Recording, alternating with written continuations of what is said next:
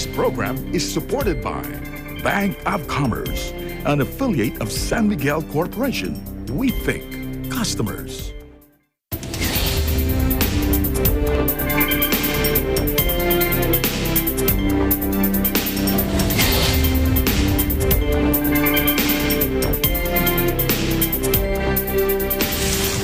Hello, I'm Alma Angeles and you're watching Eagle News International. And I'm CJ Hero. Welcome to the program. On tonight's headlines. The global COVID-19 death toll has crossed 4 million, with the worst of the pandemic only just starting to hit some parts of the Asia-Pacific and cases rising again in the United States.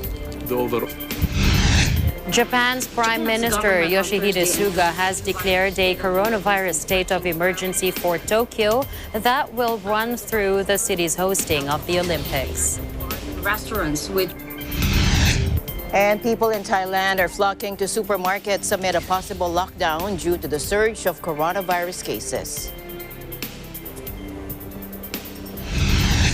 And restive Taal Volcano has generated a total of 6 phreatomagmatic bursts and 60 volcanic earthquakes for the past 24 hours.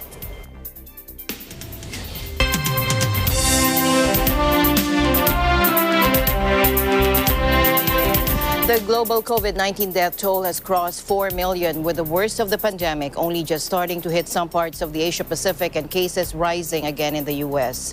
The more infectious Delta virus variant is accelerating outbreaks, and while some nations have started easing restrictions, the World Health Organization warned that the world was at a perilous point.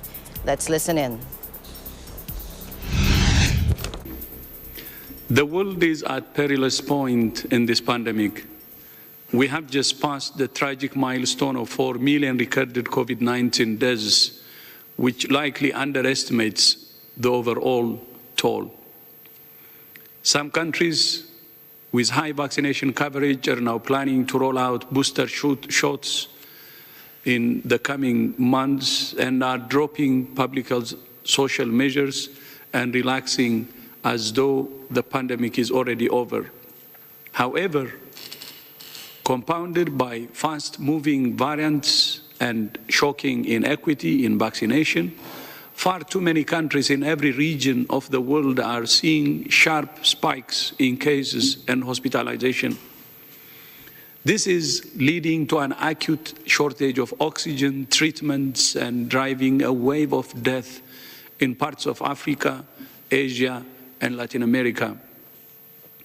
Vaccine nationalism, where a handful of nations have taken the lion's share, is morally indefensible and an ineffective public health strategy against a respiratory virus that's mutating quickly and becoming increasingly effective at moving from human to human.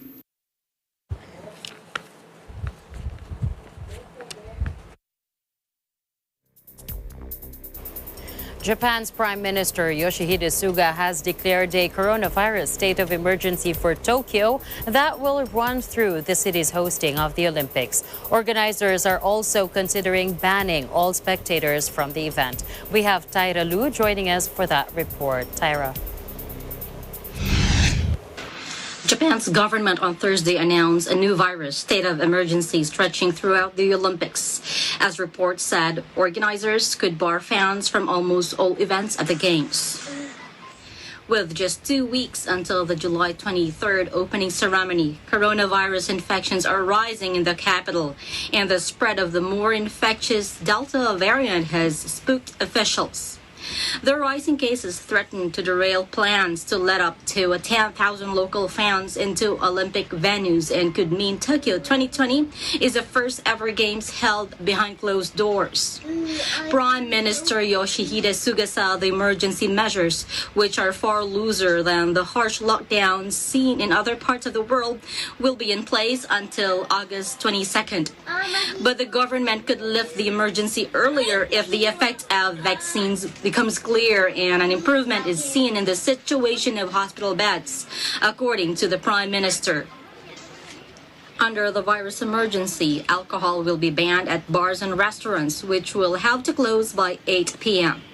Events such as concerts and conferences will have to end by 9 p.m.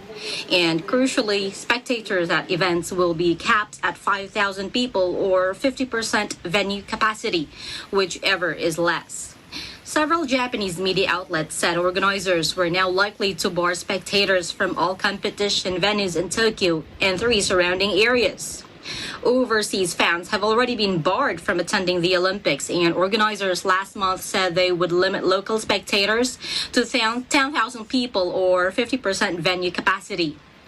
But they have acknowledged that the figure might be further reduced, saying the games could even be held behind closed doors if the virus situation worsened and tougher restrictions were imposed in Tokyo.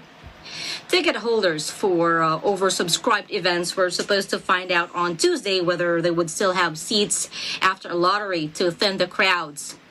But in a sign of the continued wrangling on the issue, those results have now been pushed back until Saturday. Reporting from Tokyo, Japan, this is Cyril Pilyulu for Eagle News. We live in interesting times. South Korea, once considered a coronavirus response model, reported nearly 1,300 new infections today, the highest since the pandemic began. The surge has forced South Korean authorities to consider imposing the tightest restrictions under which all public events would be banned. The country was last year held up as a model of how to control the virus, with the public largely following social distancing and other rules. But it was slow to start its vaccine rollout due to supply shortages. The Korea Disease Control and Prevention Agency said the country was entering a 4th wave of the pandemic after reporting more than 1,200 more infections, with most new cases in Seoul and its surrounding areas.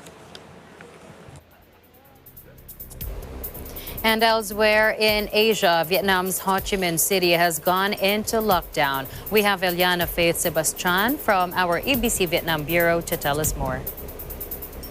Hello, CJ. Yes, that's right. Vietnam's Ho Chi Minh City will go into lockdown from tomorrow. Ho Chi Minh City will go into lockdown under Government Directive 16 for 15 days starting tomorrow, but the regulations will ensure the least disruptions to people's lives as possible. Nguyen Thanh Phong, chairman of Ho Chi Minh City, made the statement yesterday in a meeting with the National Committee for COVID-19 Prevention and Control, as the outbreak in the Southern Economic Hub is worsening, with hundreds of new community infections a day and a total caseload topping more than 9,000 today. The 13 million population has stayed under social distancing order in line with Government Directive number 15, including closures of non-essential services and businesses for 38 days, which started on May 31. But the outbreak seems to have not improved, with about 17% of registered cases since late May detected through community screening or when hospitalized. Directive 16, which was enforced nationwide during the early days of the pandemic last year, prescribes the closure of non-essential services and businesses. People are asked, instead of just advised to under Directive 15, to stay at home and only go outside for essential trips, which includes buying food, medicines, emergency care, going to work at essential businesses and factories, not allowed to gather in more than 2 people outside of hospitals, schools or workplaces, or in public areas, and they must maintain a distance of 2 meters in public. Public transport would be halted and movement between different areas will be limited to a minimum. The order will take effect the day after the National High School exam concludes today. Fong said the complicated developments of the pandemic, the high population density, the high volume of trade, and especially the presence of the highly transmissible Delta variant of COVID-19 have posed serious challenges for the city. Back to you, CJ. Thank you so much, Eliana, for your report. We're wishing for the best for everyone over there. Please do take care. Thank you, CJ, reporting live from Da Nang, Vietnam. This is Eliana Faith Sebastian. We live in interesting times. Meanwhile, the Southeast Asian Games, which were due to take place in Vietnam this year, have been postponed because of the pandemic and will mostly likely be held in 2022, according to a member of the organizing council today. The regional Olympics were scheduled to be held in Hanoi and 11 other locations from November 21 to December 2. But Vietnam is struggling to contain a new coronavirus outbreak, and many Southeast Asian Games events were planned in provinces hard hit by the fresh wave of infections.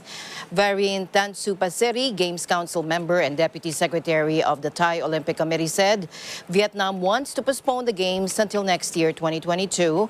The decision comes after Vietnam announced 9 million people in Ho Chi Minh City would go into lockdown for 2 weeks in the early hours of Friday. Hanoi, which was to be at the center of the SEA Games, has had fewer cases, but today suspended transport links with at least 14 cities and provinces to fight the virus spread. Virus clusters have appeared up and down the country, including in the northern industrial provinces of Bac Ninh and Bac Giang, where Games events were due to take place. Staying here in Asia, people in Thailand flocked to supermarkets amid a possible lockdown due to the surge of coronavirus cases. We have Cristel Mapa of our ABC Thailand Bureau for that report. Cristel. Yes, CJ, the possibility of lockdown in Bangkok and provinces included in dark red zones sparked shopping frenzy for people in Greater Bangkok area as Public Health Ministry proposed a 14-day lockdown. The lockdown is expected to be like the one imposed last April 2020, where high-risk venues were closed and prohibited people from going outdoors, and interprovincial travel was banned for months. Further restrictive measures and this proposal will be considered by Center for COVID-19 Situation Administration, chaired by Prime Minister Prayut Chan-o-cha tomorrow. As of July 8th, new infections is at 7,058 with 75 fatalities. And total infections since April 2021 is 279,367 rather. The Center for COVID-19 Situation Administration mentioned the possibility of reaching 10,000 cases per day next week as Thailand is battling its third wave of infections. Back to you, CJ. Thank you so much, Cristel, for your report. And of course, tell us if there are any more new developments there. Sure, CJ. Please do take care. Reporting live from Bangkok, Thailand, I am Cristel Mapa. We live in interesting times. Let's go now to politics, but still in Asia. The biggest party in Malaysia's ruling coalition said today it was withdrawing support for the embattled prime minister and urged him to step down. More of that from Ruby Tinawi, joining us live from Kuala Lumpur. Hello, Ruby. Hello, Alma. Good evening. Good evening. The biggest party in Malaysia's ruling coalition said Thursday it was withdrawing support for the embattled prime minister and urged him to step down.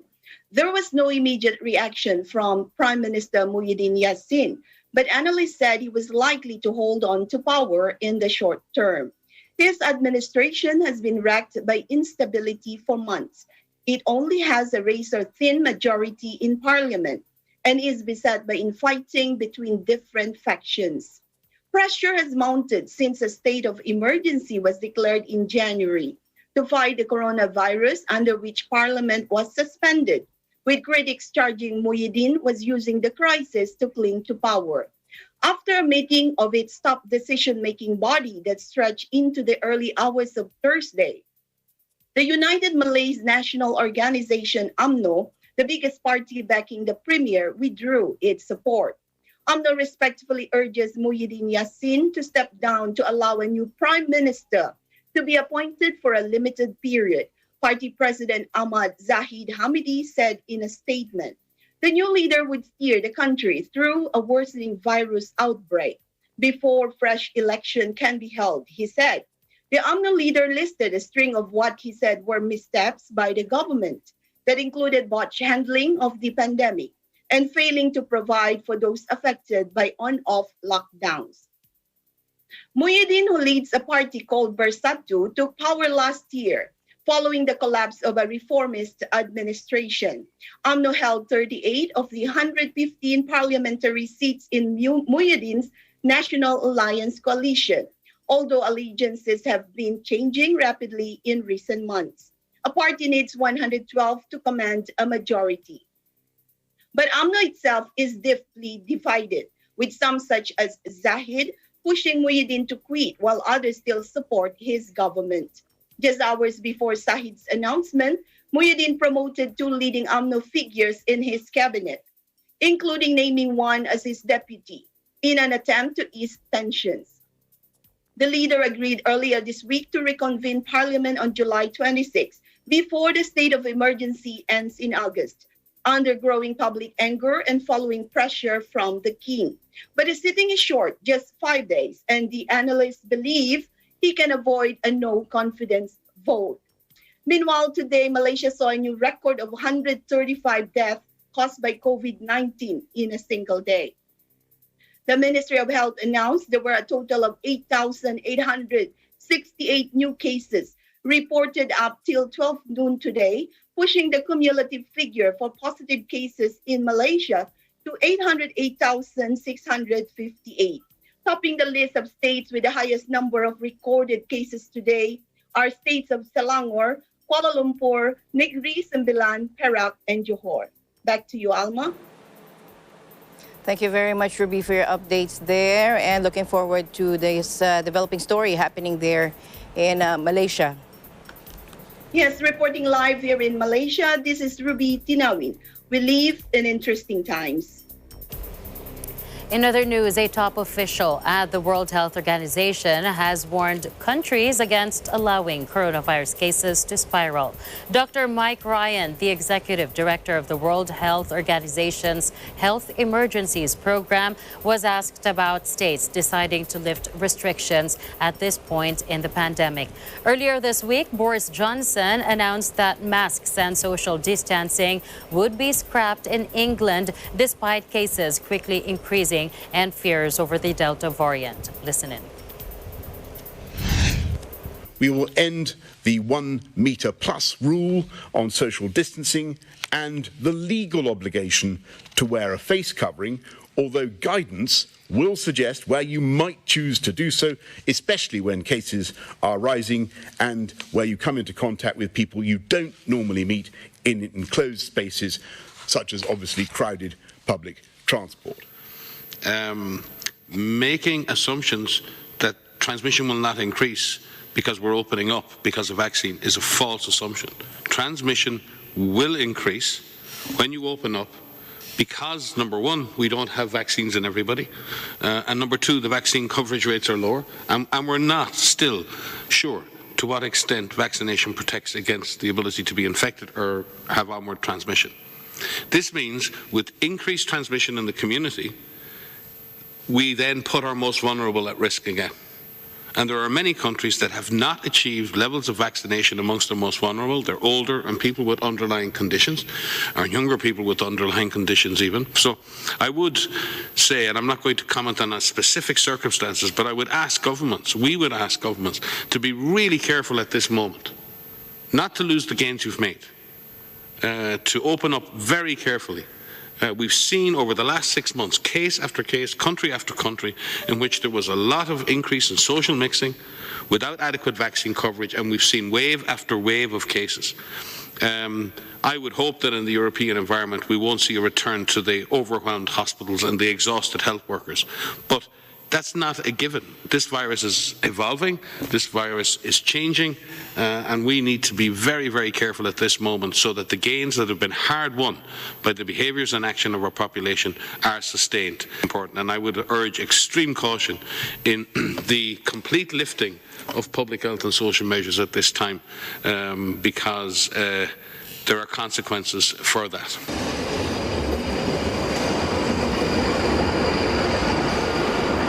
Meanwhile, fans are reacting outside the Wembley Stadium following England's 2-1 victory over Denmark in extra time.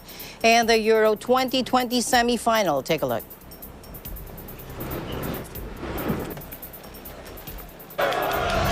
25 years for me of pain since I was 9 years old, losing the semi-final against Germany in '96. Loss after loss after loss after loss constantly, and today now we're actually in the final. Like I'm having to sort of reverberate it, you know, like it doesn't really sink in. It's not sinking in. Honestly, I think the guys played well. We gave them some competition. We were the underdogs. We knew that. Obviously, I'm sad, disappointed. I don't know what else to say. Brilliant. I mean, it was a bit worrying when Denmark went 1-0 up, but England pulled through and we all said it was going to be 2-1. So it's brilliant. It's coming home. Now, England fed off the energy of a passionate Wembley crowd to beat Denmark 2-1 in extra time in the Euro 2020 semi-finals on Wednesday, and now stand just 90 minutes away from ending their 55-year trophy drought. An NHK report said the British government allowed the stadium to be filled to 75% of its 90,000 capacity. Nearly 65,000 spectators with negative COVID-19 tests were at the match, and fans were drinking and talking loudly around the stadium before the game even started. Many others watched the action on giant screens as police patrolled central London. Fans exploded with joy, hugging each other and chanting as England beat Denmark 2-1 in extra time. The Delta variant of the coronavirus, which was first identified in India, has been spreading rapidly in Britain. On Wednesday, officials reported more than 30,000 new cases of the virus for the first time since late January. The British government says vaccinations have helped to keep the number of serious cases under control, and it plans to remove most coronavirus restrictions on July 19, including masking requirements. Meanwhile, two of the world's biggest airlines will trial fast-track lanes at Heathrow Airport for fully vaccinated arrivals. The trial, due to start this weekend, will allow passengers who are fully vaccinated and are traveling on selected flights to Heathrow from Athens, Los Angeles, Montego Bay, and New York to show proof of their vaccination status. Here's Kathleen Eusebio for that report. Kathleen? Here's an update in the United Kingdom. London's Heathrow Airport said Wednesday it plans to offer fast-track lanes for fully vaccinated arriving passengers as the UK government winds down its pandemic curbs. The government is expected to announce on Thursday that travellers coming to England from amber countries, the middle ranking for COVID-19 incidents covering most of Europe, will no longer have to quarantine. In advance, Heathrow said it was launching a pilot plan for passengers coming from selected destinations to enter an immigration fast track on arrival, after showing proof they have received both doses of coronavirus vaccine. The trial will initially cover passengers flying in on designated flights from Athens, Los Angeles, Montego Bay, and Jamaica, and New York. July 19 is the government's target date for lifting most pandemic restrictions in England, although many scientists are worried about the plan as infection rates soar from the more contagious Delta variant. The government, however, says a successful mass vaccination program has weakened the link connecting infections to hospitalizations and deaths. More than 86% of adults in the UK have received at least one jab, and 64% are fully vaccinated, according to official data. Health Secretary Sahid Javid on Tuesday said people in England who have been double jabbed, as well as under 18s, will no longer have to self-isolate if they have been in contact with someone who tests positive for COVID-19. But the easing will only apply from August 16, almost a month after other controls are due to have ended. The UK's other nations, Scotland, Wales, and Northern Ireland, set their own health policy and are moving more slowly. Javid conceded that daily infection rates in Britain, which has one of Europe's worst death tolls from COVID-19, were set to treble to 100% in the weeks ahead due to the Delta variant. Johnson insisted we will continue with a balanced and reasonable approach, as he accused the Labour leader of vacillating over when to start moving back to normality. Reporting from London, United Kingdom, I'm Kathleen Eusebio. We live in interesting times. And back here in the country, Cabinet Secretary Carlo Nograles expressed confidence that population protection will be achieved before year-end as the number of COVID vaccines arriving in the country continues to increase. During the pre-State of the Nation address, virtual presser, Mr. Nograles said the population protection target by end of 2021 is still achievable, considering that the country is expected to receive the biggest vaccine deliveries in July. Take a look. Pinaplano natin. So July, magkakaroon talaga ng surge ng vaccines na darating at agad naman natin i-deploy. And that is a good way to start the second half of the year. And we still remain confident na by before the end of 2021, 50 million to 70 million Filipinos will have been inoculated already.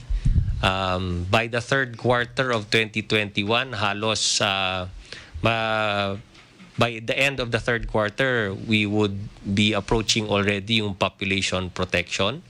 And so going towards that, we will be more confident in opening up more of the economy, getting people back to work.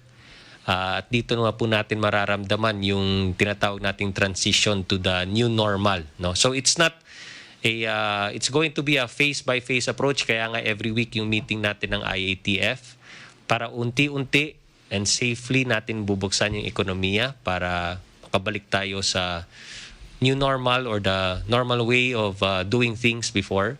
So things are looking up.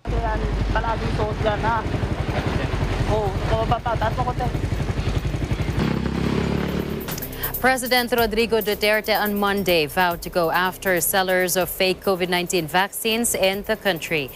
In a pre-recorded public address, Duterte issued a stern warning against unscrupulous individuals selling fake vaccines or suffer the consequences of their actions. Watch this. We order every relevant authority to investigate this matter thoroughly and press charges accordingly. On Monday afternoon, Duterte welcomed the arrival of 1 million doses of the CoronaVac COVID-19 vaccine purchased by the government from Chinese drug maker Sinovac Biotech. A total of 700 million pesos was spent by the government for the purchase of the 1 million doses of CoronaVac. In total, the government intends to buy 25 million doses of CoronaVac.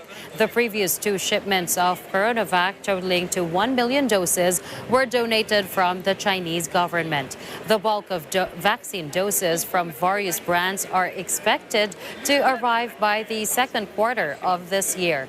The government aims to inoculate 50 million to 70 million Filipinos nationwide, but it is not making inoculation against COVID-19 mandatory. And the news continues here on Eagle News. We'll be right back.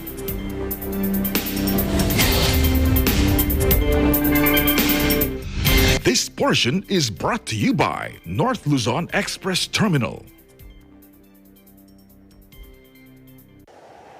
Innovation, digital disruption, globalization. Startups, micro, small, and medium enterprises, as well as large corporations, all face interesting challenges in the market today. Peek into the world of exciting opportunities and partnerships to drive growth with the latest business news and information. We are open for business. Your weekly dose of entrepreneurial inspiration to update you on the latest developments in the world of business. Get up close and personal with CEOs and thought leaders to help you discover valuable insights. Sharpen your instincts for smart decision-making with the latest markets and economic trends, disruptive ideas, global innovation, social entrepreneurship, and other leading-edge business ideas. Join the conversations to create a more vibrant environment for entrepreneurship. Catch Open for Business, from vision to action.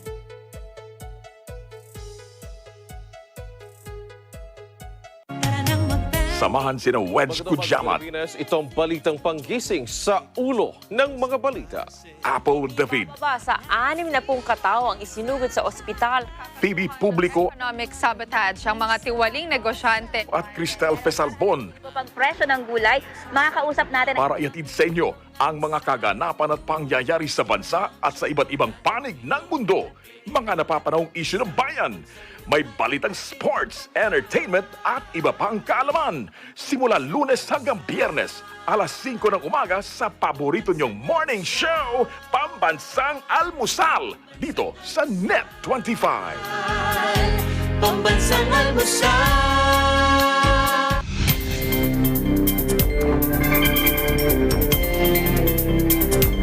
The United States is standing ready to provide assistance to Haiti, this amid the assassination of the late President Jovenel Moise. Let's listen in. We urge Haitian authorities to bring those responsible to justice. The United States calls on all political parties, civil society groups, and stakeholders to echo what we've heard from Acting Prime Minister Claude Joseph's call for calm and to work together in the wake of this tragedy and to ensure peace and democratic governance. Well, we, of course, are familiar with the reports that the First Lady, Martine Moise, was injured in the attack. We know that she was taken to receive medical treatment out of respect for her privacy. We're not in a position to comment to provide further comment, but as I said, we have made very clear to Haitian authorities the United States is standing ready to provide assistance. We have a video, and we believe those are mercenaries. It's very important for this international manhunt because those killers are on the loose. We believe so. They came into the country to carry out that dirty work. We don't know if they left or if they're still in or if they left already. But the police is investigating. I believe they are fake DEA agents and they're speaking Spanish, and it is a well-orchestrated attack, and those are professionals. We need a lot more information, but it's very worrisome about the state of Haiti. Does the U.S. have a role in seeking justice? Mr. President, As you saw, we issued a statement a short while ago in which the Secretary General condemned in the strongest terms the assassination of President Jovenel Moise of Haiti. The perpetrators of this crime must be brought to justice. The Secretary General extends his deepest condolences to the people and government of Haiti and the family of the late president. The Secretary General calls on all Haitians to preserve the constitutional order, remain united in the face of this abhorrent act, and reject all violence. The United Nations will continue to stand with the government and people of Haiti. Now, authorities are looking for evidence outside the presidential residence in Haiti. President Jovenel Moise was assassinated and his wife wounded in a gun attack at his private residence. The unpopular Moise has ruled by decree after legislative elections due in 2018 were delayed. Interim Prime Minister Claude Joseph declared a national state of siege and said he was now in charge. In addition to the political chaos, kidnappings for ransom have surged in recent months. And many fear Haiti could tip further into violence. The authorities said South Africa's former President Jacob Zuma, who on Thursday began a 15-month sentence for contempt, will be eligible to be released on parole in just under 4 months. Under the country's correctional regulations, the former president will be eligible for parole once a quarter of his sentence has been served. That according to Justice Minister Ronald Ramola. Zuma will be afforded dignity throughout his term of incarceration, he said, speaking in front of Estcourt Prison in KwaZulu-Natal province. South Africa's top court on June 29 slapped Zuma with a 15-month term for refusing an order to appear before a probe into the corruption that entangled his 9 years in power. As police warned he faced arrest from midnight Wednesday, Zuma handed himself into a jail in the rural town of Estcourt court in his home province of KwaZulu-Natal. Zuma, who is in good spirits, will be placed in isolation for the first 14 days in jail in line with COVID-19 protocols, the minister said, adding that he would not receive any special treatment. Born into poverty, Zuma started out as an uneducated herd boy who joined the ANC, becoming its intelligence chief in its struggle against the apartheid regime. His charisma and courage, including 10 years in jail on notorious Robben Island, placed him alongside Nelson Mandela, Oliver Tambo, and other liberation heroes. In 2009, he became Democratic South Africa's third president, but it proved to be a tenure darkened by divisions and the stench of corruption. And Nigerian kidnappers who abducted more than 100 school children this week have demanded food for their captives as security forces stepped up efforts to free the hostages, according to school officials today. Heavily armed gangs known locally as bandits have long plagued northwest and central Nigeria by looting, stealing cattle, and abducting for ransom, but they've increasingly targeted schools and colleges. Gunmen stormed the Bethel Baptist High School in northwestern Kaduna State early Monday and abducted 121 students, while 28 were rescued. School Vice Principal Wakili Magdudu said in the latest in a string of mass abductions for ransom in the state. He also said the gunmen were asking for food for the hostages who are likely being held in one of the armed group's forest hideouts, while the kidnappers try to pressure officials for ransom payments. School officials had initially said 140 students were taken, while 26, including a teacher, were rescued. Around 1,000 students and pupils have been abducted across Nigeria since December, and most have been released after negotiations with local officials, although some are still being held. President Muhammadu Buhari on Monday directed the military, police, and intelligence agencies to ensure the safe and early release of all kidnapped victims. Let's listen in. We stand in one voice, we condemn what that has happened, and we'll protest. We'll continue to protest until our children are brought back. Continue to talk. We will make noise.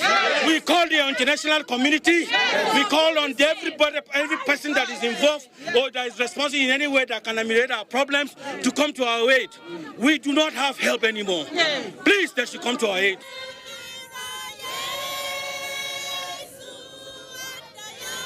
Restive Taal Volcano has generated a total of 6 phreatomagmatic bursts and 60 volcanic earthquakes for the past 24 hours. In its latest bulletin Thursday, the Philippine Institute of Volcanology and Seismology, or PHIVOLCS, said the last phreatomagmatic burst was observed at 9:41 p.m. Wednesday, producing a short jetted plume up to 700 meters high. Take a look. Tuloy-tuloy po ito sa initial na maliit lamang na nagsimula ng phreatic eruption na tinatawag, na kung saan ang pagsabog ay dahil lamang sa mainit na tubig at usok. Pero dahil po sa initial na phreatic eruption noong January 2020, umakyat ang magma ng mabilisan at nagkaroon nga ng paghalo ng magma at tubig at yun ay inilabas. So pagbago po ang inilabas na may magma na kasamang tubig, ay phreatomagmatic eruption po ito. Kung magma lang, ang bagong material lang ang nilalabas, ay magmatic eruption ang tawag. Mas delikado po ito sa Taal Volcano kasi may tubig at mas nagiging eksplosibo ang kanyang pagsabog. PHIVOLCS earlier data bared that phreatomagmatic explosions were recorded at 5:18 a.m., 8:46, 9:15, and 9:26 a.m. and 11:56 a.m. These phreatomagmatic eruptions lasted from 1 to 7 minutes. 60 volcanic earthquakes are caused by movements or eruptions of magma from the volcano. The figure includes 5 explosion-type earthquakes, 24 low-frequency volcanic earthquakes, 21 volcanic tremor events having durations of 2 2 to 4 minutes 10 hybrid earthquakes and low-level background tremors that eased at 6:21 p.m. but resumed at 9:52 p.m. Hybrid earthquakes indicate rock fracturing and magma or fluid movement. High levels of SO2 gas emissions averaging at 11,397 tons per day and steam-rich plumes that rose 1,500 meters high were also recorded. Taal Volcano has been under alert level 3 or magmatic unrest since July 1st after FIVOX recorded a short-lived dark phreatomagmatic plume 1 kilometer high in the afternoon. FIVOX reminded the public that under this level, magma extruding from the main crater could drive explosive eruption. Entry into Taal Volcano Island or TVI and into the high-risk barangays of Agoncillo and Laurel must be prohibited due to the hazards of pyroclastic density currents and volcanic tsunami should strong eruptions occur. Last July 1, FIVOX recommended complete evacuation in the TVI, Taal Lake, Agoncillo, Batangas, which includes Banyaga and Bilibinwang, and Laurel, Batangas, which includes Gulod, Boso-Boso, and Lakeshore, Bugaan East. And the death toll in a landslide that hit the Japanese resort town of Atami rose to 9 today, according to local officials, as hundreds of rescuers continue to search for missing residents. Disaster management spokesman Yuta Hara said there were still 22 people unaccounted for, according to a spokesman for Shizuoka Prefecture, where the town is located, and dozens of homes were swept away in the disaster that hit on Saturday morning when a landslide descended in several violent waves. It came after days of intense downpours and around Atami, which is about 90 kilometers southwest of Tokyo. Much of Japan is currently in its rainy season, and many parts of the country are vulnerable to landslides because homes are built on slopes where ground can loosen and collapse suddenly after heavy downpours. Scientists say climate change is also intensifying Japan's rainy season because a warmer atmosphere holds more water. In other news, the Philippine Air Force and the Japanese Air Self-Defense Force, or the JASDF, have concluded their 4-day bilateral training on humanitarian assistance and disaster relief from July 5 to July 8, according to the Japanese embassy here in Manila. Held at the Clark Air Base, the joint initiative was the first air-to-air bilateral training between the two air forces, marking a significant milestone for the two nations' defense cooperation. Both Japan and the Philippines are vulnerable to national or natural disasters such as earthquakes and typhoons due to their climate and topography. Japan is proud to share with the PAF the JASDF's experience and knowledge on delivery operations of relief goods to people in urgent need, according to the embassy. During said exercise, the JASDF deployed a training unit of Air Support Command via a C-130H cargo aircraft and took part in a 4-day joint training session. An in-flight training, however, was canceled in light of the tragic C-130 crash in Sulu that killed dozens of Filipino troops, including civilians. Thus, the activities were mostly focused on ground training, such as load-offload training and simulated emergency procedure utilizing a C-130 aircraft from the JASDF. Unit Commander Major Mizuno Masaki, for his part, sent his sympathies to the Philippines over the mishap. In other news, the megaship MV Ever Given, which blocked the Suez Canal for 6 days back in March, headed off the waterway on Wednesday as Egypt and the vessel's Japanese owners signed a final compensation deal that lifted its arrest. The ship weighed anchor and started to move north from the central canal city of Ismailia toward the Mediterranean Sea shortly after 11:30 a.m. local time. The nearly 200,000-ton container vessel became wedged across the canal during a sandstorm on March 23, blocking a vital artery from Asia to Europe that carries 10% of global maritime trade and pumps vital revenues into Egyptian state coffers. After a round-the-clock salvage operation to dislodge it, Egypt seized the ship and demanded compensation from Japanese owners Shoei Kisen Kaisha for lost canal revenues, salvage costs, and damage to the canal. In a ceremony attended by ambassadors and international media, Suez Canal Authority Chief Osama Rabi inked a final deal with the representatives of the ship's owners. Khaled Abdu Bakar, a prominent lawyer who headed the negotiation team of the SCA, reiterated the secrecy of the final compensation package shortly before the signing.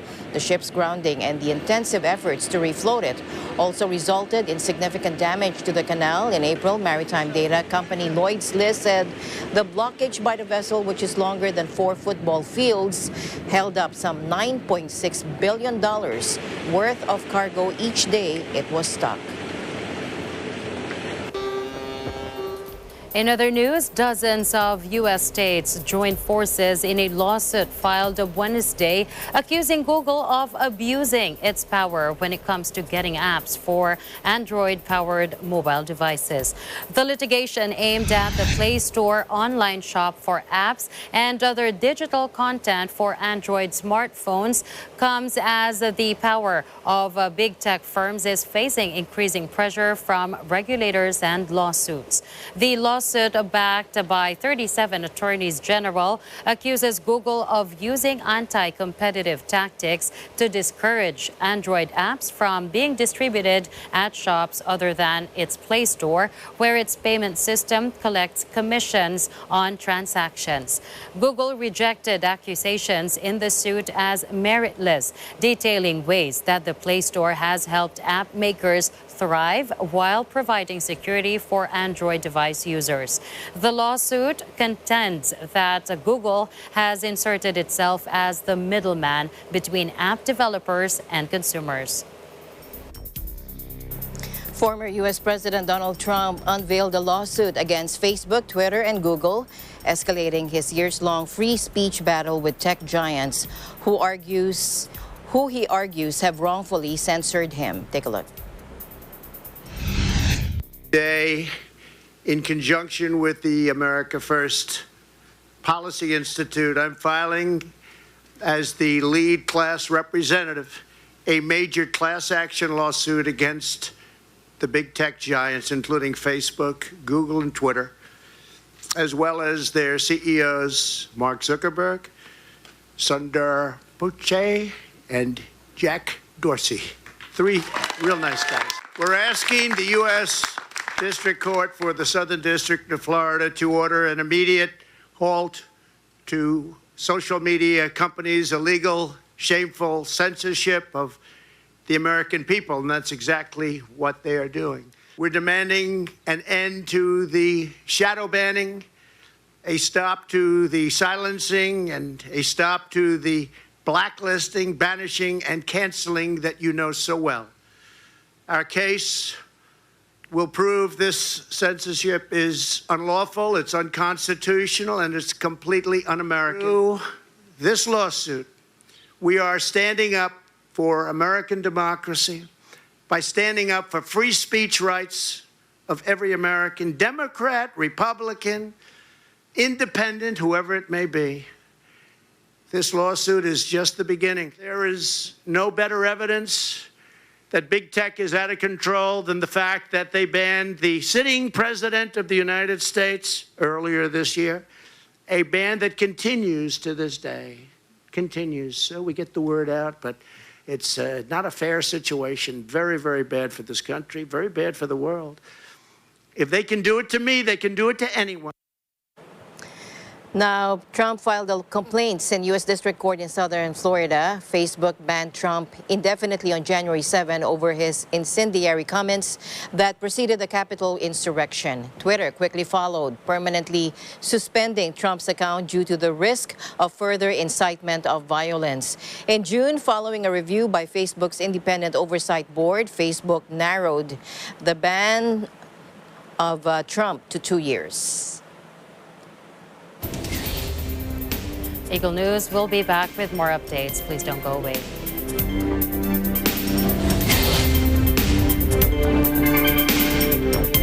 Bank of Commerce. What we are is personal banking, where we understand that every deposit is your hard-earned money. Every loan is for good reason. Every service aids in your convenience. Every business of ours is meant to grow yours.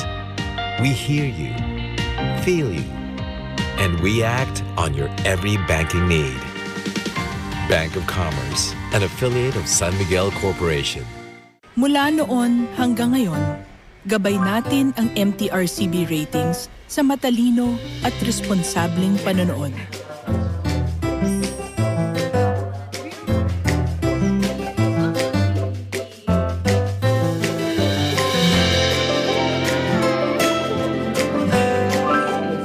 Sa tamang pagsunod sa MTRCB ratings, ginagawa nating ligtas at makabuluhan ang panonood ng bawat miyembro ng pamilyang Pilipino. Lumipas man ang panahon, hanggang may pamilyang Pilipino, andyan ang MTRCB.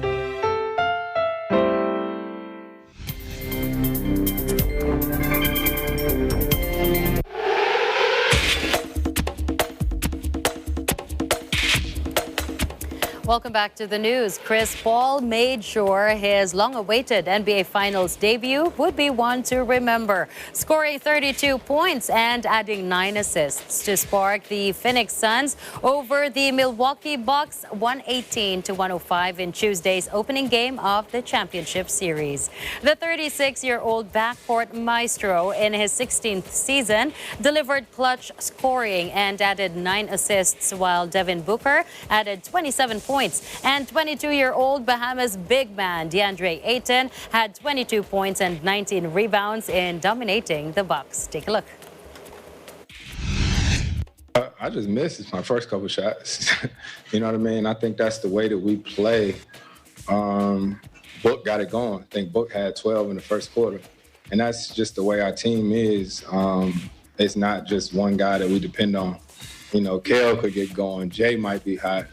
DA might have it going. And we just feed off of each other. And it's sort of just all game long, this guy, that guy. We just try to find a way to win. He just understands how to score the ball, but he also understands where everybody else is on the floor. I thought the pass that he had to DA for a finish at the basket was signature Chris. I mean, he had been scoring and managing the game, and then as soon as they blitzed, he hit DA and we got a layup. But to answer that question properly, I mean, I'd be here all day. He's just a really good basketball player, and he's one of those rare guys that can see the floor. He knows where all 5 guys should be. There's no marker for me. There's just, when it's going like that, you just want to space the floor well and let him orchestrate. Phoenix will try to grab a 2-0 edge when the best-of-7 showdown continues on Thursday. The Suns and the NBA Finals for the first time since 1993 seek their first league title, while the Bucks, in their first final since 1974, won their only crown 50 years ago. Milwaukee started Greek star forward Giannis Antetokounmpo, who had missed 2 games with a hyperextended left knee, and he contributed 20 points and 17 rebounds in 35 minutes. The Suns, who haven't lost in 11 playoff games when leading by 10 or more, opened a 65-52 lead early in the third quarter. Phoenix led 30-26 after the first quarter and 57-49 at halftime.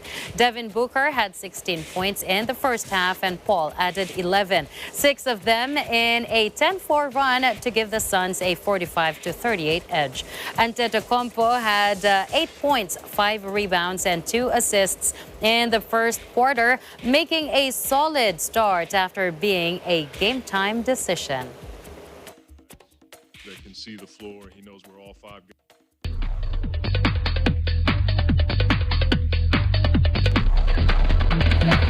Now, 2 years ago, after a blistering and unprecedented streak of billion-dollar grossing movies, the Marvel superhero films took what was meant to be a short hiatus.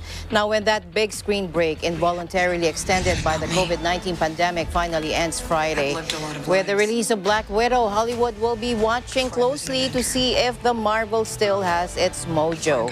Black Widow, which finally gives Scarlett Johansson's Russian assassin turned superhero Natasha Romanoff her own spin-off, has been sitting in the can since May last year, and as parent company Disney waited for theaters to reopen. It's now set to be the first of a jam-packed raft of new Marvel films, with 12 splashy good versus evil extravaganzas due in theaters by the end of 2023.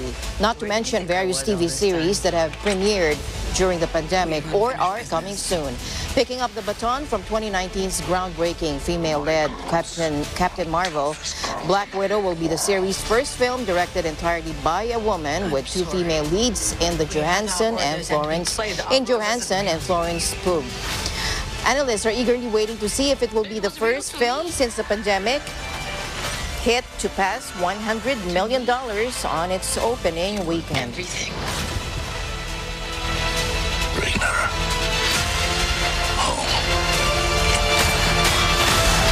Put your seatbelts on. She's such a mom.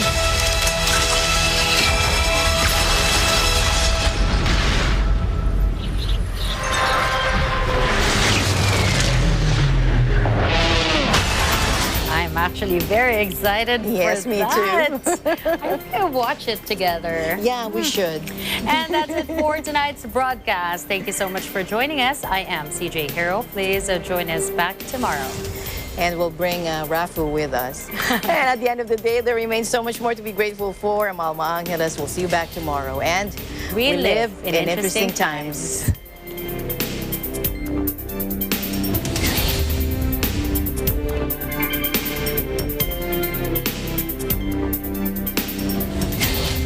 This program is supported by Bank of Commerce, an affiliate of San Miguel Corporation.